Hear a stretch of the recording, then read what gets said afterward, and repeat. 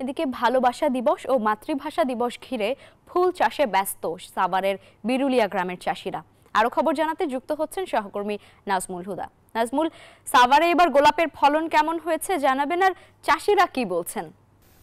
লাইবা জান্নাত, আপনাকে ধন্যবাদ। আপনি যেমনটি বলছেন, আমি রয়েছি সাভারের বিরুলিয়ার গোলাপ গ্রামে এবং আপনারা জানেন যে প্রায় 350 হেক্টর কিন্তু ফুল চাষ হয় এই গ্রামে এবং ভালোবাসার দিবসকে ঘিরে এবং 21শে ফেব্রুয়ারি ঘিরে কিন্তু এখানকার কৃষকরা কিন্তু এখন ফুল চাষে ব্যস্ত। এবং আমরা যদি একটু দেখাই যে এখানকার গোলাপ চাষিরা কিন্তু যে এই এলাকার যে ফুল চাষিরা তারা কিন্তু গোলাপ চাষ করছে এবং গোলাপের যে সৌন্দর্য উপভোগ করতে কিন্তু শত শত পর্যটক কিন্তু তারা এই গোলাপ গ্রামে দেখতে আসছে এবং এখানকার যারা দর্শনার্থী তারা এখানকার গোলাপ ফুল দেখে তারা মুগ্ধ হয়েছে এবং তারা যেখানে দাঁড়িয়ে দেখে সেখান থেকেই আসলে সৌরভ নিচ্ছে। এবং এই যে চিরচেনা যে গোলাপের গ্রাম, এটা ইউটিউব ফেসবুকে কিন্তু যখন এটা ভাইরাল হচ্ছে তখন কিন্তু এটা গোলাপ গ্রাম নামে আসলে পরিচিত এবং সৌন্দর্য উপভোগ করতে কিন্তু সকাল থেকে সন্ধ্যা পর্যন্ত কিন্তু দূর দূরান্ত থেকে এই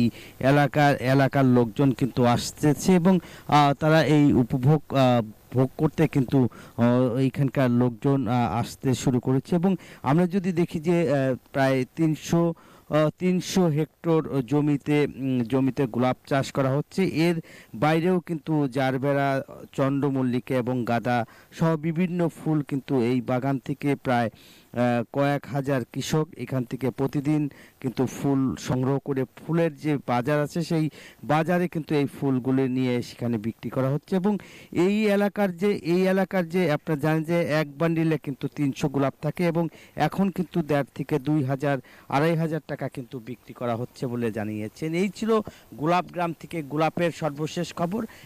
ফিরে যাচ্ছে স্টুডিওতে লাইবা জান্নাত আপনার কাছে। নাজমুল, ধন্যবাদ আপনাকে।